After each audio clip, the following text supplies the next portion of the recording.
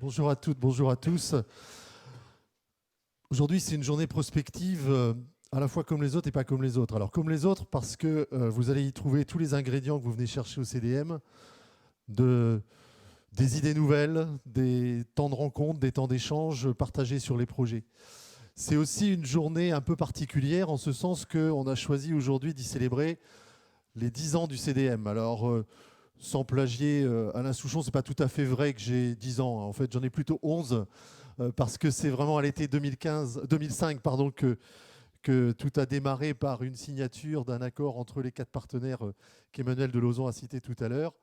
Et puis la première réunion de travail dans laquelle on a surtout cherché à savoir comment on allait positionner le CDM, ce qu'il allait faire dans le paysage, qui était certes beaucoup moins complexe qu'aujourd'hui, parce que juste pour vous sortir les idées, en 2005, on déposait ici les dossiers de candidature sur les pôles de compétitivité. Ça n'existait pas. Il n'y avait pas de pôle MC2, il n'y avait pas de technocampus, il n'y avait pas de PRI, il n'y avait pas grand-chose. Donc on était quand même en train de travailler déjà sur de l'organisation entre acteurs, et il n'y avait pas beaucoup d'acteurs. Aujourd'hui, c'est bien plus complexe. Bref, 2005, début du travail pour concevoir ce qu'allait être le CDM. Et là, je vais tout de suite appeler celui sans qui rien ne serait fait. Rien ne se serait fait parce que c'est par la volonté d'un homme, Henri Bruno Lévesque, que j'appelle à mes côtés. C'est Henri Bruno Lévesque qui... alors j'espère, Henri Bruno, que ça marche. Et bonjour. Je suis ravi qu'on se retrouve parce que finalement, on s'est trouvé il y a très longtemps et puis on a imaginé, enfin vous avez imaginé le parcours du CDM. On a construit ensemble ce que pouvait être la signature du CDM dans ce paysage de l'accompagnement des entreprises, de la mécanique et de la métallurgie. Et c'est comme ça qu'est née la prospective. À vous. Voilà, alors je voulais restituer un peu, il y a effectivement 11 ans, hein, on a déjà gagné, je dirais, un an sur les 20 ans sur le prochain anniversaire. Je vais vous situer un peu le contexte 2003. J'assiste en tant que chef d'entreprise à un club et un expert commence son exposé. Messieurs, les carottes sont cuites. L'atelier du monde, c'est la Chine. Le bureau d'études, c'est l'Inde. La place financière, c'est Londres. L'ingénierie, c'est l'Allemagne. Et pour la France et l'Italie, c'est musée et tourisme. Évidemment interloqué, en me disant il y a deux solutions, ou on fait rien, et puis c'est sans doute inéluctable, hein, ou qu'est-ce qu'on pourrait faire, sachant que se battre, c'est quand même la meilleure solution. Et donc, je vois ici monsieur le directeur du CETIM, je lis une revue, donc en 2003, hein, sur lequel il y avait la Fédération d'industrie mécanique qui imaginait des comités de développement. Et je me dis, au fond, pourquoi ne pas créer une structure de réflexion, d'animation, hein, pour se battre, hein. Et c'est comme ça que j'ai, quelques mois après, été voir monsieur Jacob, le président de la FIM à l'époque, hein, et en disant, au fond, en Pays de Loire, on pourrait créer une structure de réflexion, et c'est ce qui s'est fait avec donc les partenaires qui ont été cités. Et donc c'est vrai qu'en septembre 2005, à la Chambre de commerce, je me vois signer effectivement la création du CDM. Et puis après, ça a continué, voilà. Et ça me fait vraiment très plaisir d'être avec vous aujourd'hui et de voir que 10 ans après, ça continue. Et effectivement, Philippe Jean a été un acteur très, très important dans la conception, l'animation de cette structure. Voilà, donc très heureux d'être là aujourd'hui avec vous. Merci Henri Bruno. Merci Henri Bruno. Donc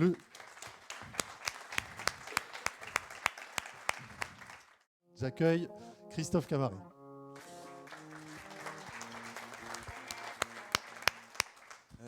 Merci.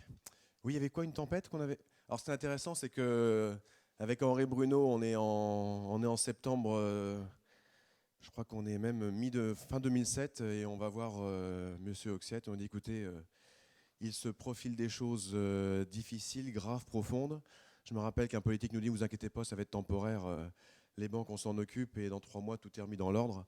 Il m'a dit, écoutez, non, on pense qu'il y a quand même des lames de fond un peu plus sauvages et ça va être des ruptures peut-être salvatrices, hein, parce que les cartes vont être redistribuées.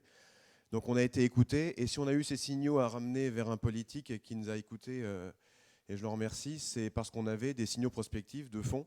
Et déjà, on avait vraiment le fruit pour amorcer cette belle crise devant nous, pour dire, écoutez, ça va être long, donc donnez-nous les outils nécessaires. Et au-delà de donner-nous les outils nécessaires, voilà, on pense tel outil. Donc les financements de prêts participatifs qui ont été faits au niveau de la région de Pays de Loire, il faut savoir que c'est le CDM qui les a amorcés et préconisés. Et on a été écoutés, mais si on n'avait pas eu la prospective, on n'aurait pas pu être sur ces parties-là. Donc après, une fois qu'on a dit ça, oui, on a amené les bons éléments, mais après, c'était vraiment, on avait vraiment vu juste, c'était une vraie tempête.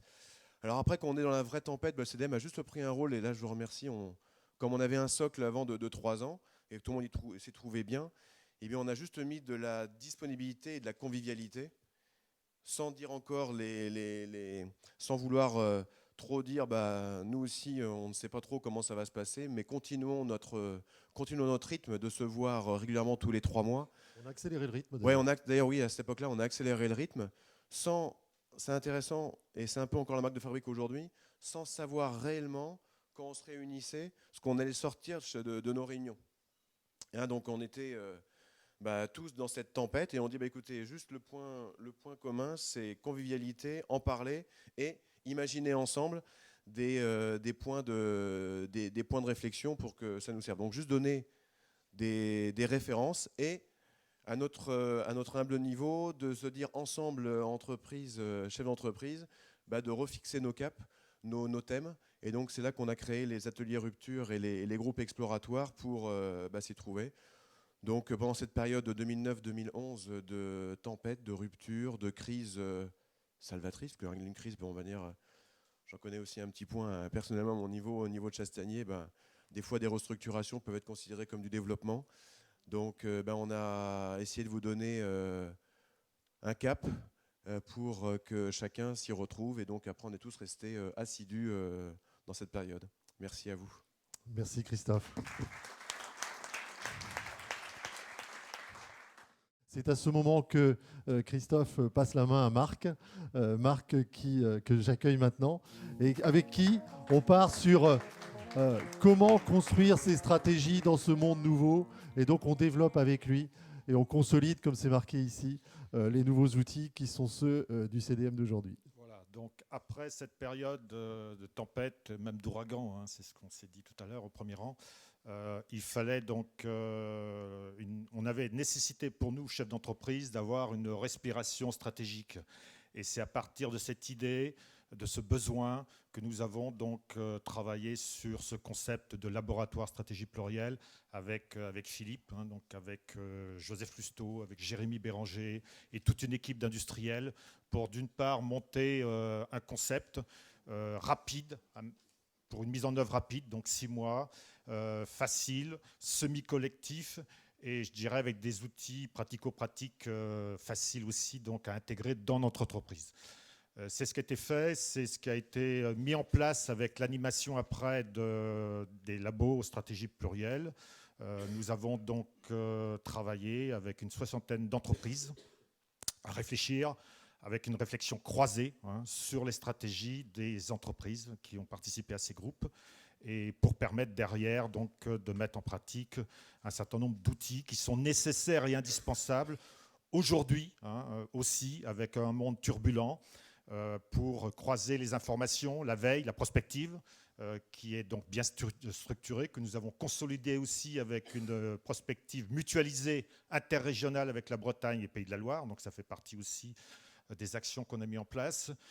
On a aussi consolidé par les acteurs, les partenariats. Donc moi je remercie la Chambre de commerce avec les actions de Philippe et puis notre localisation qui a été donc pérennisée à la Chambre de commerce au niveau des bureaux. Je remercie le CETIM pour donc son engagement volontaire pour porter l'action du CDM. Le CDM, c'est un objet, je dirais, qui est non identifié sur le plan juridique. C'est une action. Ce n'est pas une organisation. C'est ce qu'on a toujours voulu. Donc c'est la ligne directrice qui a été donc fondatrice. On ne veut pas une structure sur des structures, ce n'est pas une structure supplémentaire, c'est bien une action qui est portée par des structures existantes. Donc ces structures existantes, c'est le CETIM, qui donc nous porte l'action. C'est aussi l'UMM qui a porté les contrats de travail, en particulier celui de Jérémy Béranger, donc avec une responsabilité juridique. C'est l'AFIM qui aussi porte les contrats de travail. C'est le contrat de travail aujourd'hui de Benoît, de Claudine. Donc ça, c'est vraiment important parce qu'il y a aussi une responsabilité juridique qui est aujourd'hui endossée par tous ces partenaires dans la durée. Voilà, et dernière consolidation, c'est la consolidation donc, du bureau. J'avais demandé donc, un élargissement pour avoir un maximum d'industriels actifs au sein du CDM. Le CDM, c'est une action collective d'industriels, par et pour les industriels, et il fallait le maximum donc, d'industriels. On a réussi, je pense, à en agréger 12 autour du bureau. Et je pense qu'aujourd'hui, ça porte ses fruits, parce qu'on a donc derrière d'autres équipes qui arrivent, des équipes neuves, et en particulier donc, le nouveau président, Marc. Merci Marc.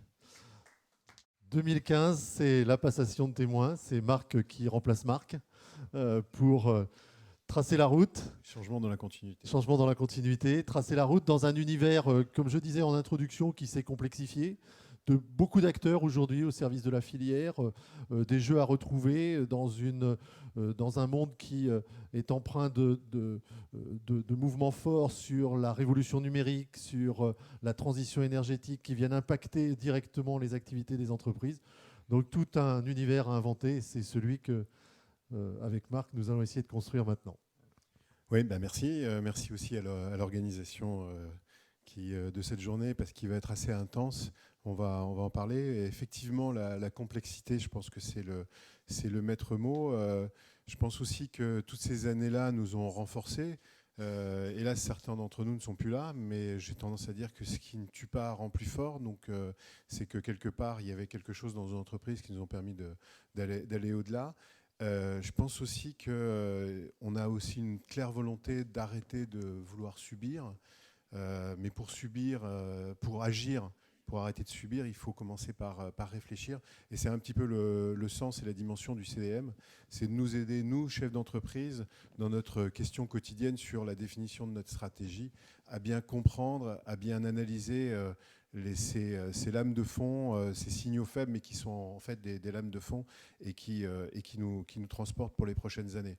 Moi, j'ai tendance à regarder souvent l'histoire pour comprendre un peu l'avenir, pour essayer de mieux comprendre l'avenir. On a eu, sur les 2 dernières révolutions industrielles, les mêmes séismes que ce qui nous touche. À chaque fois, c'était les mêmes inquiétudes, à chaque fois, c'était les mêmes remises en cause. Celle-ci, elle est peut-être différente dans le sens où, justement, la complexité, c'est le maître mot. La tendance globale, c'est une tendance à la décentralisation et à l'action locale des différents acteurs, des différentes forces. Et c'est ça qui rend les choses beaucoup plus complexes, surtout quand la dimension, elle dépasse le pays, elle dépasse la région. Maintenant, elle est au niveau global. Et le CDM, c'est ça, c'est de savoir analyser cette complexité, de savoir comprendre quels sont les nouveaux enjeux, les nouvelles relations entre les nouveaux acteurs. Comprendre que, en fait, comme d'habitude, c'est l'homme qui est au centre du jeu, qui est au centre de ce challenge, et que c'est à nous de bien comprendre tous ces différents paramètres d'équations qui ne sont pas forcément des équations linéaires, et de savoir les faire jouer ensemble et de faire savoir jouer ces acteurs ensemble. Et je crois que ça va être les tables rondes qu'il va y avoir, entre autres la table ronde qui va arriver, où on va essayer de mieux réfléchir sur la gestion des risques, cette gestion avec tous les acteurs qui sont aujourd'hui indispensables à la réussite de l'entreprise, mais aussi comprendre les évolutions des individus, parce qu'eux aussi, dans ce monde qui est globalisé, complexifié et localisé, ont des aspirations différentes. Et c'est important, puisque c'est eux qui sont les chevilles ouvrières de cette transformation, de bien comprendre cette articulation-là pour pouvoir progresser ensemble. Donc voilà, c'est ça le CDM. Et c'est la participation et l'interaction de tous les chefs d'entreprise, parce qu'il n'y a pas une idée géniale qui s'impose à tout le monde. Il y a vraiment le fait de travailler ensemble pour essayer de trouver ce chemin. Je voudrais juste finir en disant qu'à chaque fois, dans chacune de ces 2 révolutions, la France a toujours tiré son épingle du jeu à la 2e mi-temps. Et peut-être qu'on y rentre. Voilà. Merci. Merci Marc.